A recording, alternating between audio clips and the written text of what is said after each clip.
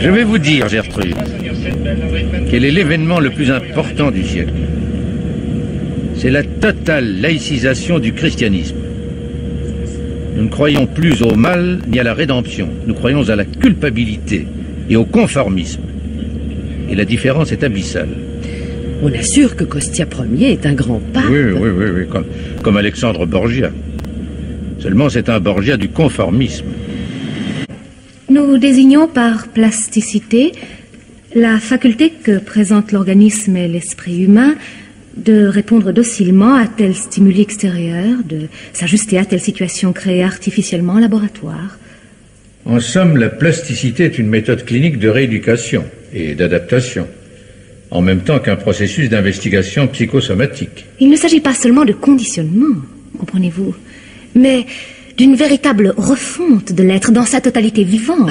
Votre institut a l'air en plein essor. J'ose dire qu'il représente l'avant-garde de la science biologique et médicale française. On devrait graver sur le fronton de votre institut un seul mot. Espoir. Certainement.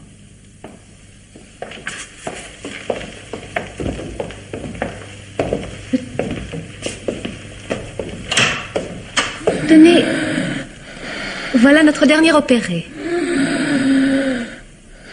C'était un pauvre garçon affligé par des impulsions destructives. Autrefois, on l'aurait jeté en prison ou peut-être enfermé dans un asile. Eh bien, nous l'avons opéré. Une lobotomie judicieuse.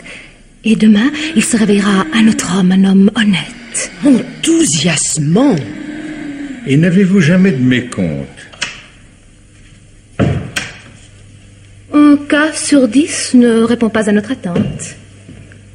Une mégalomane, par exemple, qui avait demandé elle-même à subir la lobotomie, s'est réveillée guérie de sa paranoïa, mais tourmentée par des impulsions sexuelles anormales, une sorte de nymphomanie déviée. Mon Dieu, quelle horreur! Elle est en ce moment en traitement dans notre centre d'hibernation. Je pense qu'une cure de sommeil et quelques injections de bromolactine suffiront à lui restituer son équilibre. La bromolactine. Ah, c'est notre toute dernière découverte. Suivez-moi, voulez-vous?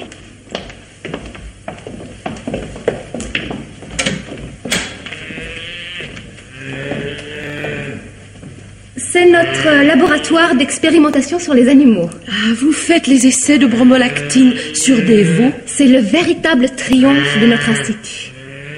Avec la bromolactine, nous sommes déjà parvenus à retarder de 2 ans l'éveil de l'instinct sexuel chez une douzaine de jeunes veaux et génisses.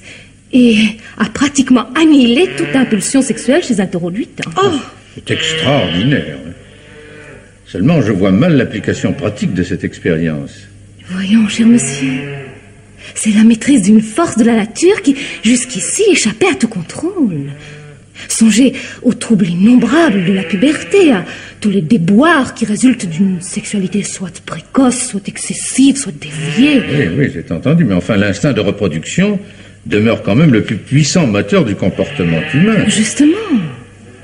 N'y a-t-il pas grand intérêt à le contrôler, à l'endiguer, si c'est nécessaire, à en retarder l'éveil ou à en suspendre l'activité chaque fois qu'il constitue une menace pour l'ordre social ou la morale? Et avec la bromolactine, vous y parviendrez? Nous y parvenons déjà, mademoiselle. Il est hors de doute que l'usage en sera obligatoire un jour, non seulement dans les prisons, mais dans les internats, l'armée, et pourquoi pas obligatoire pour tout le monde jusqu'à la majorité légale. Le progrès moral qui en découlera est incalculable. Grâce à la bromolactine, le 6e commandement serait le plus facile à observer. Songez au bonheur, à l'équilibre d'une humanité enfin délivrée de cette lourde hypothèque de l'instinct sexuel qui, depuis les origines, est responsable d'une immense part de ses souffrances et de ses malheurs. C'est l'Arcadie retrouvée. Une douceur pastorale, les mœurs de l'âge d'or. Et ne peut-on pas interpréter dans ce sens la fameuse 4e églogue de Virgile, Iam nova progenies cello demititur alto? Le voici, le temps marqué par la Sibylle. N'est-il pas étrange que Virgile ait associé ce futur âge d'or avec une idée de virginité? Iam redit et virgo. Virgo, Parthenos. Vous vous rappelez ce que disait le docteur Circé de l'Institut de plasticité organique et mentale? Ce qu'ils sont en train de fabriquer, Gertrude, c'est le monde du bonheur à tout prix, au prix des hommes. Je n'ai pas devant moi des hommes vivants, car les hommes vivants sont des hommes de refus. Et vous acceptez tout passivement, la propagande, le tam-tam des slogans publicitaires, les mots d'ordre, les idées préfabriquées, un sentimentalisme de dessin animé, une religion pour théocratie aztèque. Vous êtes brimés et vous vous croyez protégés.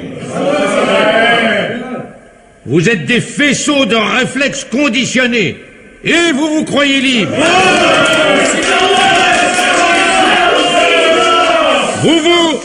Vous vous croyez humanitaires, mais vous accepterez demain sans broncher que l'on pulvérise 300 millions d'orientaux. Parce que la propagande vous aura persuadé que votre civilisation était en danger.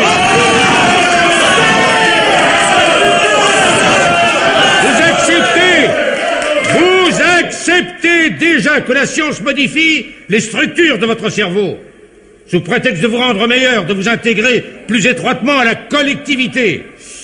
En fait, pour vous dépouiller un peu plus de votre qualité humaine et vous rapprocher un peu plus du robot heureux.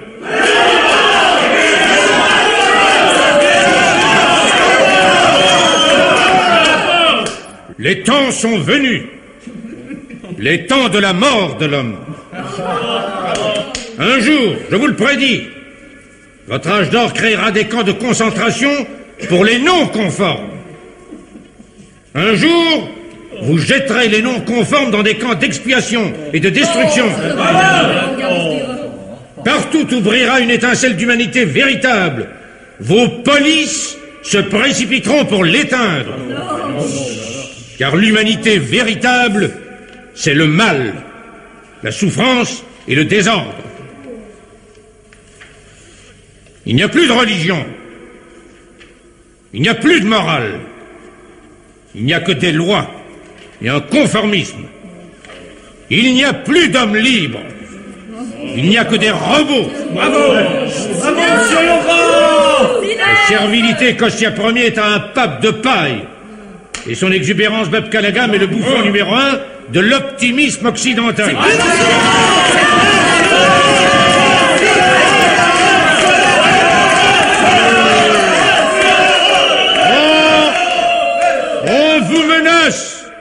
On vous menace d'une invasion jaune, d'une nouvelle ruée des Huns sur l'Europe.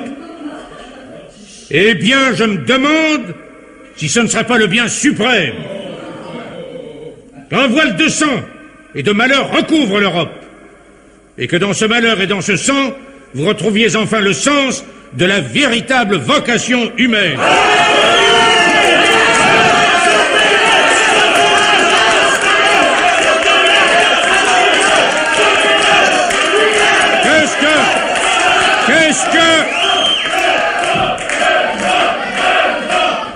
Qu'est-ce que vous attendez? Qu'est-ce que vous attendez pour me crucifier? Gertrude, quoi qu'il arrive, rappelez-vous que je ne serai jamais d'accord avec eux. Quoi qu'il arrive. Ils ne vont pas me tuer, non. Ils vont faire pire que cela. Et quoi que je dise plus tard, et quoi que je fasse, si cela vous surprend, sachez que ce ne sera pas moi. Oui. Et si je meurs, sachez que je n'ai jamais cru en leur morale. Vous témoignerez contre moi s'il le faut. Il n'y a pas de loi, Gertrude. Il n'y a que des hommes.